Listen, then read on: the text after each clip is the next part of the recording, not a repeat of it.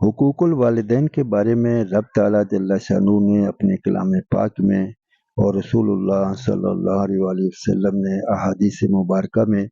اس قدر ارشاد فرمایا ہے کہ اس کا احاطہ مشکل ہے۔ رب تعالیٰ جل شانہ سورہ نساء میں فرماتے ہیں وَبِالْوَالِدَيْنِ احسانًا کہ اپنے والدین کے ساتھ حسن سلوک کرو، نیک برتاؤ کرو۔ شریف حدیث نمبر 1900 حضرت ابو درداء رضی اللہ عنہ فرماتے ہیں میں نے رسول اللہ صلی اللہ علیہ وآلہ وسلم کو یہ ارشاد فرماتے سنا، باپ جنت کے دروازوں میں سے بہترین دروازہ ہے،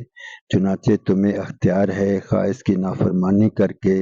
اور دل دکھا کے اس دروازہ کو ضائع کر دو یا اس کی فرما برداری اور اس کو راضی رکھ کر اس دروازہ کی حفاظت کرو۔ ایک اور حدیث شریف ترمذی شریف میں آئی ہے، ترمذی شریف حدیث نمبر 1899 حضرت عبداللہ بن عمر رضی اللہ عنہما روایت کرتے ہیں کہ رسول اللہ صلی اللہ علیہ وآلہ وسلم نے ارشاد فرمایا اللہ تعالیٰ کی رضامندی والد کی رضامندی میں ہے اور اللہ تعالیٰ جل شانہ کی ناراضگی والد کی ناراضگی میں ہے۔ ایسے ہی ایک اور حدیث مسلم شریف میں حدیث نمبر 6513 حضرت عبداللہ بن عمر رضی اللہ عنہ فرماتے ہیں میں نے رسول اللہ صلی اللہ علیہ وآلہ وسلم کو یہ ارشاد فرماتے سنا، سب سے بڑی نیکی یہ ہے کہ بیٹا باپ کے انتقال کے بعد باپ سے تعلق رکھنے والوں کے ساتھ اچھا سلوک کرے۔ اللہ حضرت ابن حبان رضی اللہ عنہ کی صحیح جلد دوم صفحہ 175 پر حضرت عبداللہ بن عمر رضی اللہ عنہ فرماتے ہیں میں نے رسول اللہ صلی اللہ علیہ وآلہ وسلم کو یہ ارشاد فرماتے سنا، جو شخص اپنے والد کے وفات کے بعد ان کے ساتھ صلہ رحمی کرنا چاہے جبکہ وہ قبر میں ہیں تو اس کو چاہیے کہ اپنے باپ کے بھائیوں کے ساتھ اچھا سلوک کرے۔ ایسے ہی ایک مسند احمد جلد 3 صفحہ 266 پر حضرت انس بن مالک رضی اللہ عنہ روایت فرماتے ہیں رسول اللہ صلی اللہ علیہ وآلہ وسلم نے ارشاد فرمایا جس شخص کو یہ پسند ہو کہ اس کی عمر دراز کی جائے اور اس کے رزق کو بڑھا دیا جائے، اس کو چاہیے کہ اپنے والدین کے ساتھ اچھا سلوک کرے اور رشتہ داروں کے ساتھ صلہ رحمی کرے۔ مسند حاکم جلد 4 صفحہ 154 پر حضرت معاذ رضی اللہ عنہ سے روایت ہے کہ رسول اللہ صلی اللہ علیہ وآلہ وسلم نے ارشاد فرمایا جس نے اپنے والدین کے ساتھ اچھا سلوک کیا اس کے لیے خوشخبری ہو کہ اللہ تعالیٰ اس کی عمر میں اضافہ فرمائیں گے۔ اللہ اکبر، کیا بات ارشاد فرما دی۔ ابو داؤد شریف حدیث نمبر 5142 میں حضرت ابو اسید مالک بن ربیعہ سعدی رضی اللہ عنہ فرماتے ہیں کہ ہم رسول اللہ صلی اللہ علیہ وآلہ وسلم کی خدمت میں حاضر تھے، قبیلہ بنو سلمہ کے ایک شخص نبی مکرم صلی اللہ علیہ وآلہ وسلم کی خدمت میں حاضر ہوئے، عرض کیا یا رسول اللہ صلی اللہ علیہ وآلہ وسلم کیا میرے لیے اپنے والدین کے انتقال کے بعد ان دونوں کے ساتھ حسن سلوک کی کوئی صورت ممکن ہے؟ آپ صلی اللہ علیہ وآلہ وسلم نے ارشاد فرمایا ہاں،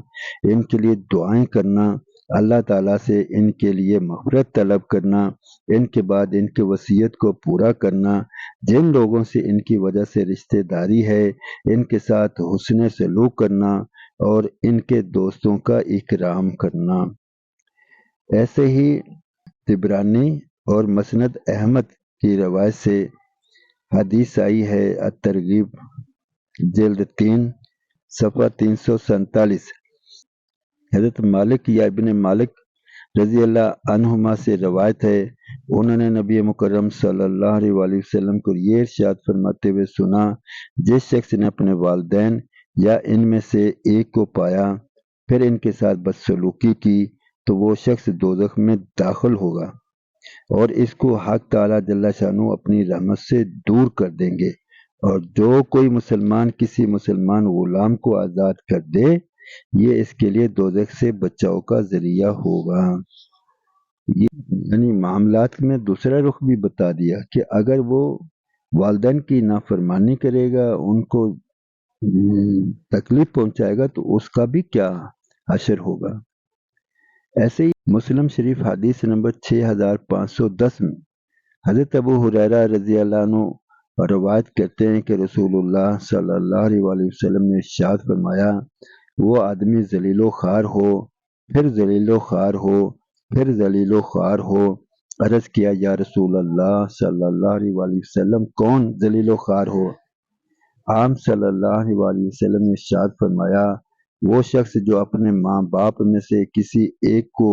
یا دونوں کو بڑھاپے کی حالت میں پائے، پھر ان کی خدمت سے ان کا دل خوش کر کے جنت میں داخل نہ ہو۔ اللہ اکبر! نیکی کی بھی کیا مثال ہے۔ مسند احمد جلد 6 حدیث نمبر 151 حضرت عائشہ رضی اللہ عنہا روایت کرتی ہیں، رسول اللہ صلی اللہ علیہ وآلہ وسلم نے فرمایا، میں سویا تو میں نے خواب میں دیکھا کہ میں جنت میں ہوں، میں نے وہاں کسی قرآن پڑھنے والے کی آواز سنی، تو میں نے کہا، یہ کون ہے جو یہاں جنت میں قرآن پڑھ رہا ہے؟ فرشتوں نے بتایا کہ یہ حارثہ بن نعمان ہیں۔ اس کے بعد حضرت عائشہ رضی اللہ عنہا سے رسول اللہ صلی اللہ علیہ وآلہ وسلم نے ارشاد فرمایا، نیکی ایسی ہی ہوتی ہے، نیکی ایسی ہی ہوتی ہے، یعنی نیکی کا پھل ایسا ہی ہوتا ہے۔ حارثہ بن نعمان اپنی والدہ کے ساتھ بہت ہی اچھا سلوک کرنے والے تھے۔ اب ہم اندازہ لگا لیں کہ والدین کے ساتھ حسن سلوک کے کیا کیا فضائل ہیں، کیا کیا برکات ہیں،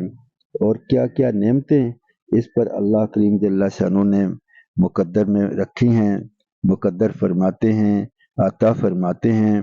آئے ہم بھی آج سے یہ عہد کریں کہ ہم اپنے والدین کو جتنا ہم سے ہو سکے اس سے بھی بڑھ کر ان کی خدمت کریں گے، ان کی حوصلہ افزائی کریں گے، ان کی دلجوئی کریں گے، ان کے ساتھ اچھا برتاؤ کریں گے، تاکہ وہ خوشی خوشی اپنی زندگی کے ایام پورے کریں، ہمارے لیے مغفرت کی ذریعہ بنیں اور ہمارے لیے دعاؤں کا ذریعہ اور سبب بنیں۔ جزاکم اللہ و احسن الجزا۔